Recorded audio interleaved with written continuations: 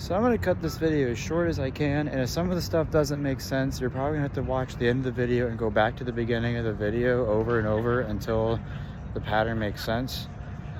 So as a bartender, I have been applying my resumes and applying to these places in Boston like 30 times, and 90% of them never call me back, and a quarter of them either had me work for free and never call me again. One, tell me that I am hired and the hiring guy gets fired, and then I never get my foot in the door after that, and tons of new people are being hired after me. And when I go and ask why I didn't get the job, they were assholes to me, like I mentioned in one video. I'll post it in the description. So I finally get my foot in the door at this one bar that I tried at 5 times applying. I get my foot in the door. I start early in the morning. I take a look at the menu and I study. And the bartender barely trains me. He's by himself. He's busy. He's stressed out. And here I am having a hard time learning and getting back on my feet. They don't take the time to train me this, and don't take the time to show me that. Like, I've had to learn, do everything mostly by myself. And within the second day, I was able to observe about 92% of it without help. So that's pretty fast learning. So after day 2, I was getting the hang of things, but I still had trouble with this and that. And I had a hard time finding Jameson when a customer asked me where Jameson and Coke, and I knew we had it. I looked and I looked. I didn't see it, but I was in a rush. My goal was to get the customer a drink as quickly as possible. And so I looked and I looked and I looked. I was probably overthinking at this point, so that's probably why I didn't see it. So after that, the bartender who was helping me looked on the bottom shelf, found the Jameson. It was on the bottom in the really dark area with the label flipped over. Even with the flashlight, I looked, and I guess it was because the printing was so small, I was kind of overthinking. I didn't see it. So I told him, okay, cool, it happens. Is there a way we can like take that out, or can I like use my card to reimburse him since it was my fault? You know, I was willing to fix the mistake. And the day after I went back there for like the paperwork being done, they told me they were demoting me, and I've noticed it's the same fucking shit over and over again. So all these companies, especially bars, are telling that they're hiring, and these people I went to Chinatown and had food with and talked to after I met, well, not really met them, but you know, after you go to Chinatown, you eat your food and then you meet people and you have conversations with them. This is what happened. So I was telling them, hey, I'm looking for bar work, and 30 places reject me. They're like, what the fuck are you talking about? Like, everyone in Boston desperately needs help. Like, bars need help, restaurants need help. And I was like, if they need it so badly, then why haven't I gotten a response after 30 times to these places, you know? And it's like all these places tell me that they're hiring, but whenever I apply, I either don't hear back, I work for free, or I get demoted after the second time working there. It's been like this 4 or 5 times in the past 2 years, which was after the pandemic, and it's the same thing. And restaurants are suffering because inflation's on the rise and no one can afford to go out and eat and drink under minimum wage, let alone $20 an hour now. Like, going out to a bar, having a drink, or going out to a restaurant, have a meal, and socialize with your friends, like, they're slowly becoming unaffordable social activities.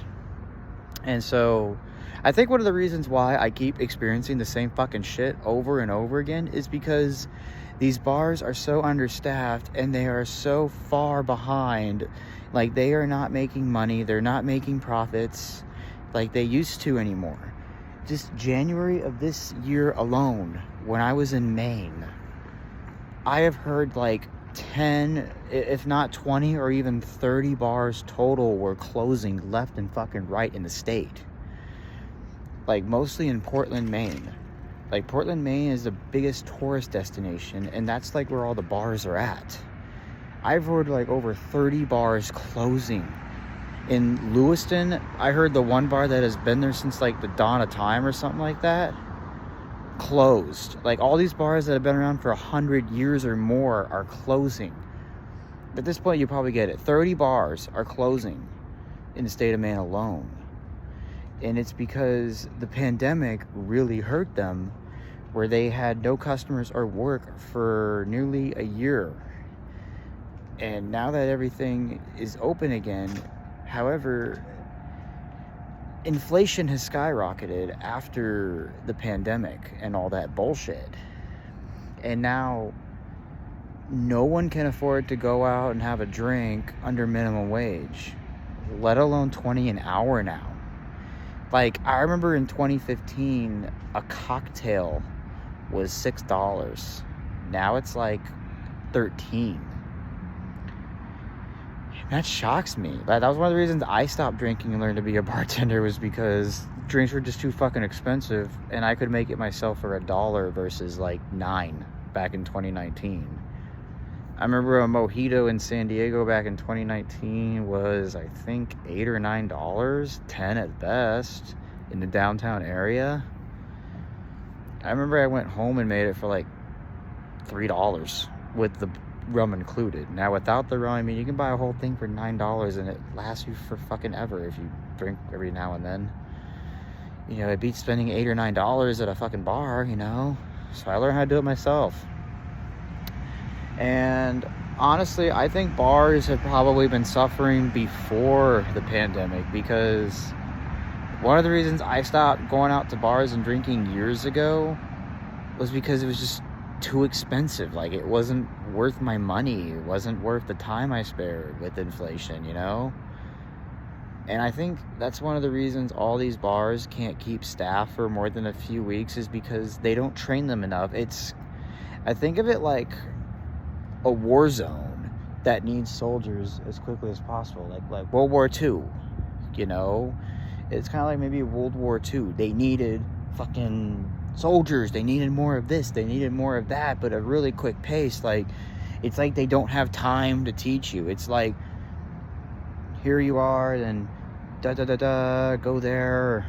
And then it's like, what do I do? We don't have time. Dead. But, it's basically the same thing, except you're not dead in this part. So you go into the bar, and they need the fucking help. This is how it was in Miami Beach. They need the fucking help. They do not have enough staff. And it's probably because they can't afford to pay their staff, even though it's minimum wage and $2, because they're cheap little bastards. They're struggling to stay in business, but they are not investing enough money and time to staff the business. It's like, here you are, you're thrown in, and here's this, here's that. You're not told where that is, and it's a Friday night, which is your second day, and you got 13 people lined up, and they're angry, yelling at you, telling you they want their drinks to be checked out, and you don't know how to run the POS system. And if you did, your trainer has that, and your trainer's gone upstairs talking to people.